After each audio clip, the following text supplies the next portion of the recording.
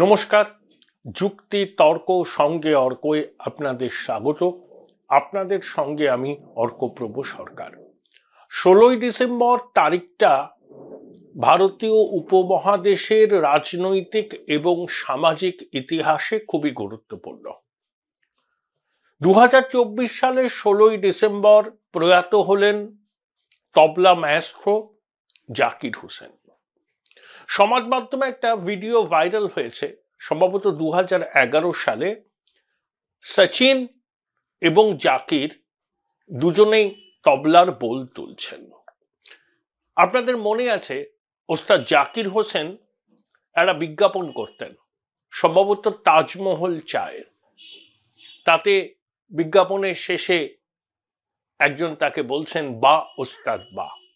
এই বা ওস্তাদ বা ওরফে জাকির হোসেন আমাদের ছেড়ে চিরকালের জন্য চলে গেছেন।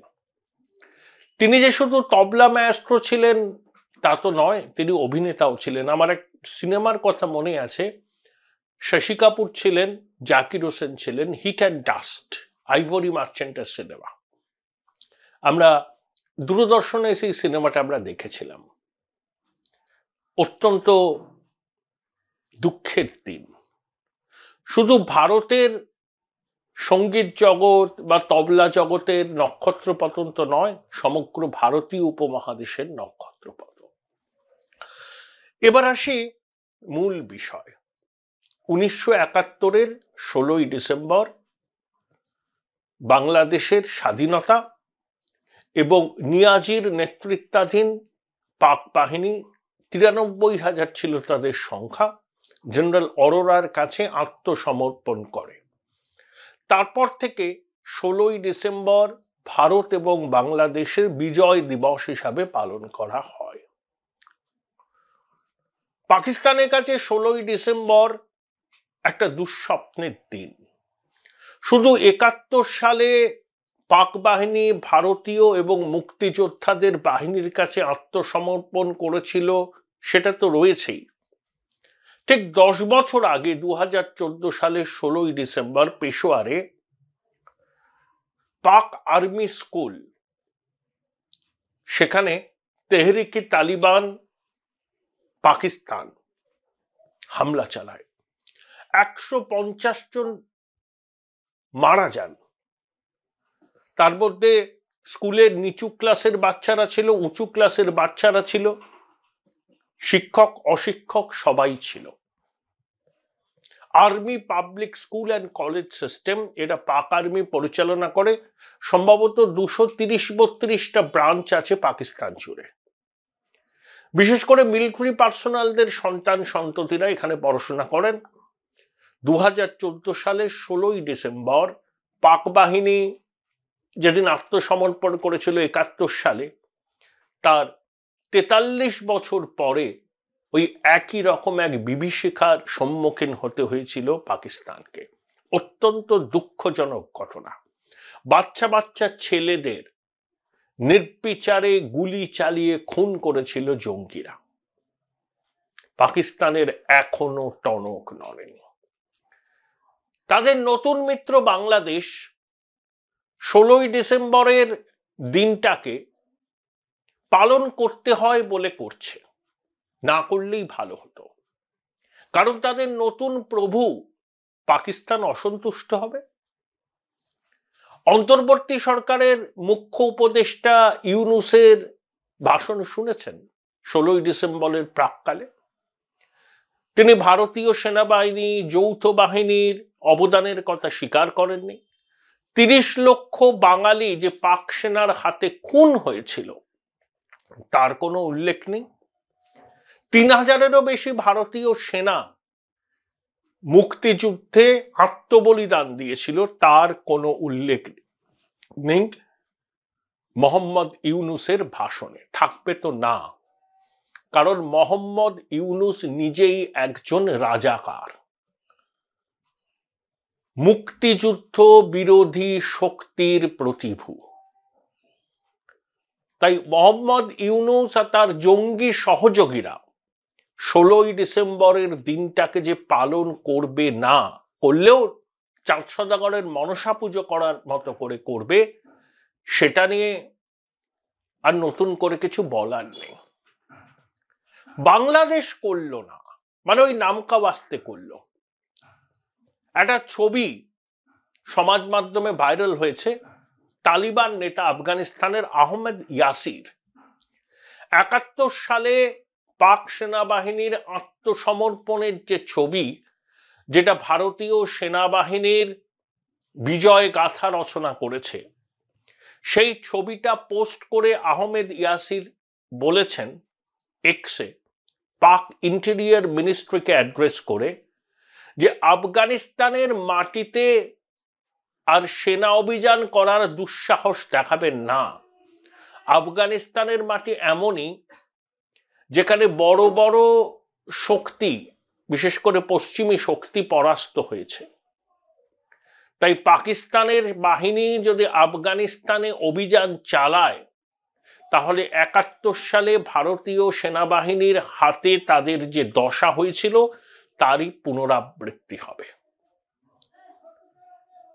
ইউনূস সরকার ৭১ সালের ১৬ই ডিসেম্বরের দিনটাকে বিজয় দিবস হিসাবে অন্তর থেকে পালন করতে চাইছে না, কিন্তু বাংলাদেশের মানুষের মুক্তিযুদ্ধের আবেগ এখনো রয়েছে, তাই বাধ্য হয়ে নম নম করে তারা দু একটা কার্যক্রম নিয়েছে। তারপরে সেনাবাহিনীর কুচকাওয়াজ হচ্ছে না, সভা সমিতি হচ্ছে না, এবং মুক্তিযোদ্ধাদের বীরত্বের যে কাহিনী কার্যত প্রবাদে পরিণত হয়েছে বাংলাদেশ এবং ভারতে, সে সম্পর্কে কোনো উল্লেখ পর্যন্ত নেই। কারণ একটাই, তাদের নতুন মিত্র পাকিস্তান অসন্তুষ্ট হবে। কিন্তু তালিবান পাকিস্তানকে হুঁশিয়ারি দিয়েছে যে আফগানিস্তানের মাটিতে পাক সেনাবাহিনী যদি কোনো অভিযান চালাতে আসে, তাহলে তাদের পরিণতি ৭১ সালে ভারতীয় সেনাবাহিনীর কাছে যেভাবে তারা পর্যুদস্ত হয়েছিল তারই পুনরাবৃত্তি হবে। কি নির্মম পরিহাস! নির্লজ্জ সুদখোর ইউনূস আর তার জঙ্গি সহযোগীদের চক্ষু লজ্জাটুকু নেই। এরা মুক্তিযুদ্ধ বিরোধী শক্তি, এরা দেশ বিরোধী শক্তি, এরা মৌলবাদী জিহাদিদের হাতে গণপ্রজাতন্ত্রী বাংলাদেশের ভাগ্য সমর্পণ করতে চায়। বাংলাদেশের সাবেক প্রধানমন্ত্রী শেখ হাসিনাও বিবৃতি দিয়েছেন, সেখানে ইউনূস সরকারকে তুলোধনা করেছেন এবং বলেছেন যে মুক্তিযুদ্ধের পরাজিত শক্তি বাংলাদেশকে জিহাদিদের হাতে তুলে দিচ্ছে, এবং তার ১৫ বছরের শাসনকালে কিভাবে বাংলাদেশের উন্নয়ন হয়েছে তার একটা লম্বা ফিরিস্তি তিনি দিয়েছেন। এখন প্রশ্ন হলো, মুক্তিযুদ্ধের স্পিরিটকে অসম্মান করার স্পর্ধা ইউনূস দেখাচ্ছেন কিভাবে? তিনি কি একা একা সিদ্ধান্ত নিচ্ছেন, বা তার উপদেষ্টারা একা একা সিদ্ধান্ত নিচ্ছেন? না, তাদের সিদ্ধান্তের পিছনে কাজ করছে হেফাজতে ইসলাম, জামাতে ইসলামী, হিজবুত তাহরির এবং আইএসআই। ৭০ সালে পাকিস্তানের যে নির্বাচন হয়েছিল, সাধারণ নির্বাচন, তাতে পূর্ব পাকিস্তানে, অধুনা বাংলাদেশ, সেখানে ৯৮% আসনে জয়লাভ করেছিল আওয়ামী লীগ, কিন্তু তারা ভোট পেয়েছিল ৭৪%। তাহলে ২৬% ভোট আওয়ামী লীগ পায়নি ৭০-এর নির্বাচনে। এই ২৬%-এর মধ্যেই ছিল রাজাকার, আল শামস, আল বাদার প্রভৃতি শক্তি। তাদের নাতিপুতিরাই এখন ওই বৈষম্য বিরোধী ছাত্র আন্দোলনের নেতা, মাদ্রাসা শিক্ষিত, মস্তিষ্কে ঘৃণার চাষ, সংখ্যালঘুদের নিধন করা, মুক্তিযোদ্ধাদের কোতল করা, এটাই হচ্ছে তাদের লক্ষ্য। কিন্তু বাংলাদেশ তাদের মানচিত্র কিন্তু ধরে রাখতে পারবে না। একটু পূর্বে তাকাতে বলবো ইউনূস এবং তার জঙ্গি শাসকদের। মংডু পুরো দখল করে নিয়েছে আরাকান আর্মি, ২৭০ কিলোমিটার। অপ্রশস্ত নাফ নদীতে পরিবহন কার্যত বন্ধ, সেন্ট মার্টিনে রসদ পাঠাতে পারছে না বাংলাদেশ, নাফ নদীতে টহলদারি করছে আরাকান আর্মি, তাদের শক্তিও কম নয়, এবং মায়ানমার কার্যত দ্বিখণ্ডিত হওয়ার পথে। মায়ানমারের সামরিক জুন্টা মায়ানমারের অর্ধেকের বেশি জায়গায় তাদের নিয়ন্ত্রণ হারিয়েছে, আর আরাকান প্রদেশের রোহিঙ্গারা জুন্টার সাথে হাত মিলিয়ে আরাকান আর্মির বিরুদ্ধচারণ করেছিল, তাই আরাকান আর্মি রোহিঙ্গাদের ছেড়ে কথা বলবে না। 2017 সালে অফিসিয়াল ফিগার 7.5 লক্ষ রোহিঙ্গা আরাকান থেকে পালিয়ে চট্টগ্রাম কক্সবাজার এসেছিলেন। এটা অফিসিয়াল ফিগার, আনঅফিসিয়াল ফিগারটা আরো বেশি। এখনো শোনা যাচ্ছে 4.5 লক্ষেরও বেশি রোহিঙ্গাকে আরাকান আর্মি আরাকান থেকে বিতাড়িত করার উদ্যোগ নিয়েছে। তাহলে ইউনূস এবং তার জঙ্গি সহযোগীরা 4 দিনের মধ্যে কলকাতা দখল করবেন, ভারতের চিকেন নেককে আক্রমণ করবেন, উত্তর পূর্বকে বিচ্ছিন্ন করবেন, বাংলা, বিহার, উড়িষ্যা, আসাম সব দখল করবেন। এই খোকা জেহাদিদের যেসব হুঙ্কার, এগুলো কিন্তু শূন্য কুম্ভের ঝঙ্কার। Empty vessel sounds much.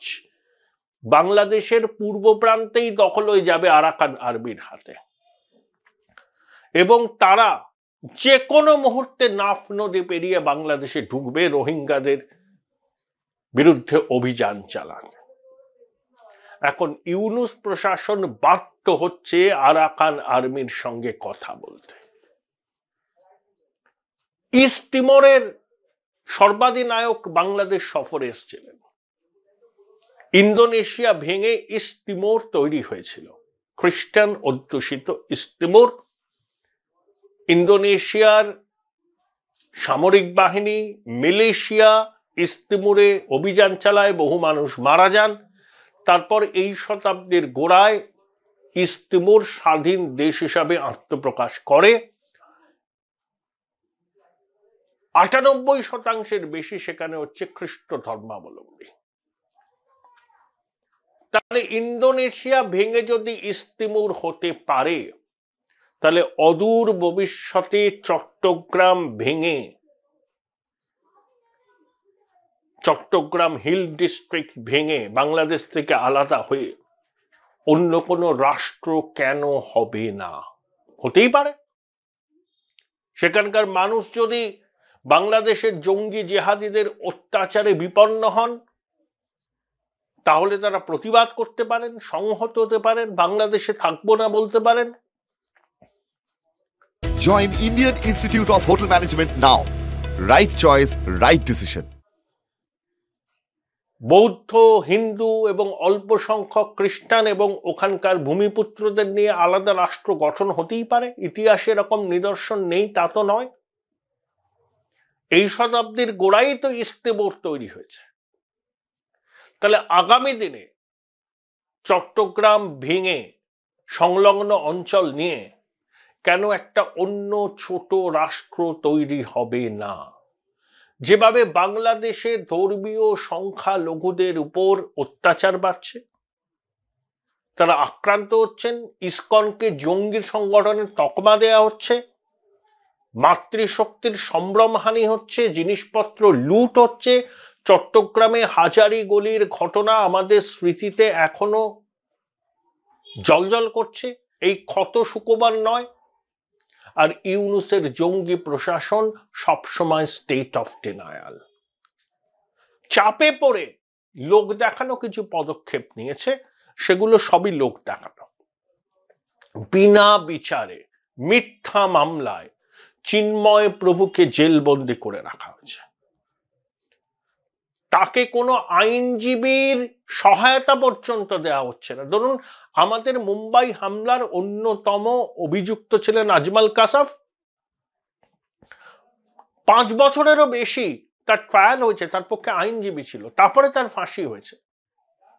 ভারতবর্ষের বিচার প্রক্রিয়ায় যে অভিযুক্ত তাকেও আত্মপক্ষ সমর্থনের সুযোগ দেওয়া হয়, কিন্তু জঙ্গি ইউনূসের বাংলাদেশে চিন্ময় প্রভু এখনো পর্যন্ত কোনো আইনজীবীর সহায়তা পাচ্ছেন না। যারা তার হয়ে সওয়াল করবেন তারা আক্রান্ত হচ্ছেন। রাধারমণ দাস মৃত্যুর সঙ্গে যুঝছিলেন, অন্য আইনজীবীদের খুনের মামলা, বিস্ফোরক মামলায় ফাঁসিয়ে দেওয়ার হুমকি দেওয়া হচ্ছে। প্রবীণ আইনজীবী রবীন্দ্রবাবু সুপ্রিম কোর্টের লয়ার ঢাকা থেকে চট্টগ্রামে গিয়েছিলেন, কিন্তু শুনানি হলো না। ওকালতনামা দাখিল করেছিলেন, তারপরে নিম্ন আদালতের বিচারক বললেন যে স্থানীয় আইনজীবী কোথায়। 2রা জানুয়ারি শুনানির সম্ভাবনা, আমার মনে হয় সেদিনও শুনানি হবে না। যদি বিচারক তার জামিন মঞ্জুর করেনও, দেখবেন চট্টগ্রাম আদালতে হেফাজত জামাতের আইনজীবীরা এমন তাণ্ডব করবে যে বিচারক রায় দেওয়ার আগে দুবার ভাববেন। সুপ্রিম কোর্টের বিচারপতিকে ডিম ছুঁড়ে মেরেছে বাংলাদেশের এক আইনজীবী, তিনি নাকি বিএনপি সমর্থক, রায় পছন্দ হয়নি বলে। এটাই বাংলাদেশের বাস্তব। খুব লম্ফজম্প করছে জঙ্গি জেহাদিরা, খোকা জেহাদি, সার্জিস, হাসনাত, মাহফুজ, আসিফ নজরুল, ভারতীয় আধিপত্যবাদ, ভারতকে নাকি দেখে নেবেন, নিজের দেশ এক থাকবে তো। আরাকান আর্মি ঢুকলো বলে আপনাদের সীমানায়, পারবেন আরাকান আর্মিকে সামলাতে?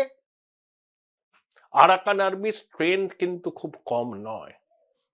মায়ানমারের জনসংখ্যা বাংলাদেশের 1/3, কিন্তু মায়ানমারের সামরিক শক্তি আর বাংলাদেশের সামরিক শক্তি তুল্যমূল্য, 19-20। আর আরাকান আর্মির হাতে বিমান বহরও আছে, অত্যাধুনিক অস্ত্রও আছে, এবং মায়ানমারের অর্ধেকের বেশি এখন তাদের দখলে। তারাই আগামী দিনে মায়ানমারের শাসন ক্ষমতা দখল করবে।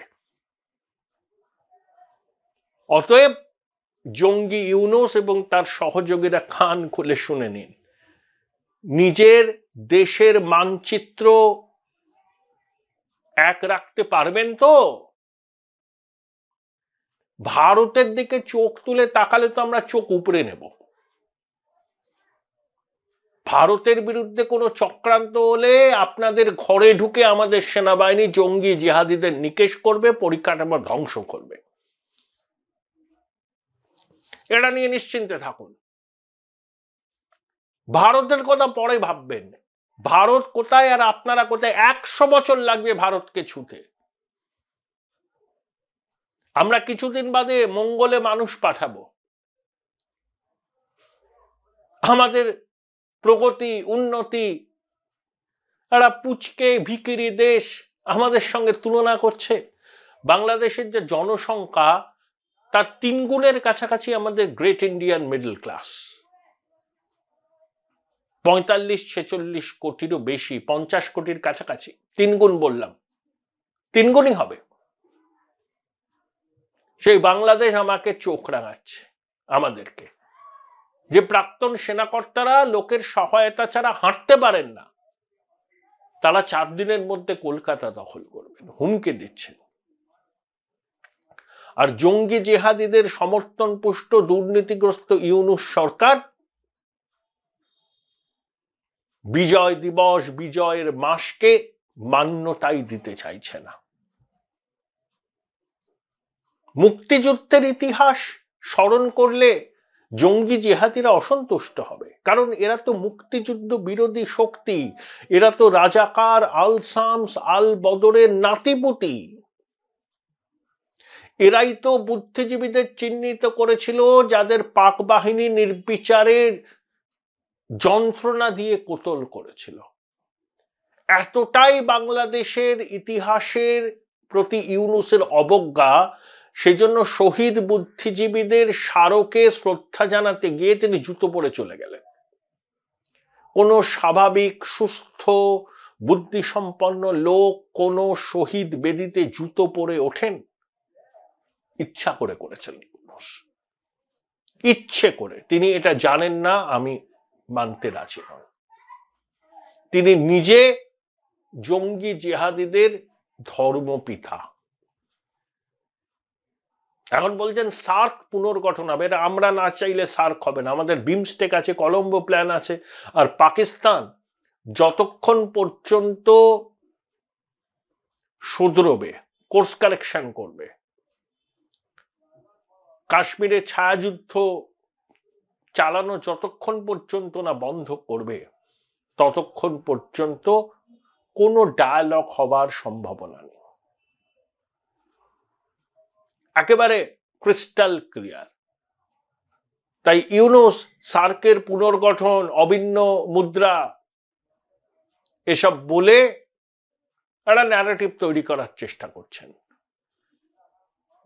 শুনুন, বাংলাদেশের কিছু লোক বলছে বাংলাদেশের ধর্মীয় সংখ্যালঘুদের উপর যে ঘটনা ঘটছে সে আসলে কিছুই হয়নি, ভারতীয় মিডিয়ার অতিরঞ্জন আর ধর্মীয় পরিচিতির কারণে নয়, এরা আওয়ামী লীগের সমর্থক বলে কিছু হয়েছে। প্রথম কথা হচ্ছে এই ন্যারেটিভটাই তো মারাত্মক। এইসব বলে তো জঙ্গি জিহাদিদের উৎসাহিত করা হয়। সংবিধানের ৭৫তম বর্ষপূর্তি উপলক্ষে লোকসভায় নরেন্দ্র মোদী কি বলেছেন? স্বয়ং গান্ধীজি বলেছিলেন যে ভারতীয় উপমহাদেশের অন্য দেশে যদি ধর্মীয় সংখ্যালঘুরা বিপন্ন হয়, ভারতের দায়িত্ব তাদের পাশে থাকা।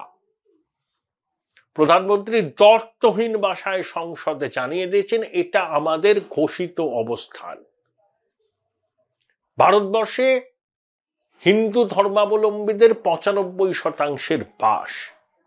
তাই ভারতীয় উপমহাদেশে বা বিশ্বের কোথাও হিন্দু ধর্মাবলম্বীরা নিপীড়িত হলে, আক্রান্ত হলে ভারত সরব হবে, কূটনৈতিক পথে সংশ্লিষ্ট দেশের সরকারের উপর চাপ তৈরি করবে যাতে ধর্মীয় সংখ্যালঘুদের সুরক্ষাকে নিশ্চিত করা যায়। এটা নিয়ে জঙ্গি ইউনুসের সহযোগীদের মনে কোনো রকম যেন দ্বিধা না থাকে। আমরা করব, 1000 বার করব। যদি অত্যাচার বন্ধ না হয় এই চেতাবনীর পরে, তাহলে ভারত কি চুপ করে বসে থাকবে? আমরা সম্প্রসারণবাদী রাষ্ট্র নই, আমরা বলি, বারবার করে বলি। কিন্তু পরিস্থিতি যদি হাতের বাইরে চলে যায় এবং ভারতের মানুষদের মধ্যে কেন্দ্রীয় সরকারের উপর প্রচন্ড চাপ তৈরি হয় কোনো কঠোর পদক্ষেপ নেওয়ার, কথা দিচ্ছি কেন্দ্রীয় সরকার চুপ করে বসে থাকবে না। অতএব সাবধান হয়ে যান ইউনুস, বেশি বাড়াবাড়ি করবেন না। আপনি নিজে একজন করাপ্ট পারসন। নোবেল পুরস্কার পাওয়ার পর নরওয়ে টেলিভিশন একটা ডকুমেন্টারি দেখিয়েছিল, তাতে বলা হয়েছিল নরওয়ের সরকারি তহবিলের অর্থ এই সুদখোর ইউনুস তছরূপ করেছেন। প্রায় ৬০০ কোটি টাকা বাংলাদেশের আয়কর বিভাগ ইউনুসের কাছ থেকে পায়। এই অন্তর্বর্তী সরকার কি করেছে জানেন? এই করটা মুকুব করে দিয়েছে। আর গ্রামীণ ব্যাংকে ২০২৯ সাল পর্যন্ত কোনো কর দিতে হবে না। অর্থাৎ নিজের স্বার্থটাকে সুরক্ষিত রাখলেন, নিজের পরিবারের স্বার্থকে সুরক্ষিত রাখলেন, নিজের প্রতিষ্ঠানের স্বার্থকে সুরক্ষিত রাখলেন।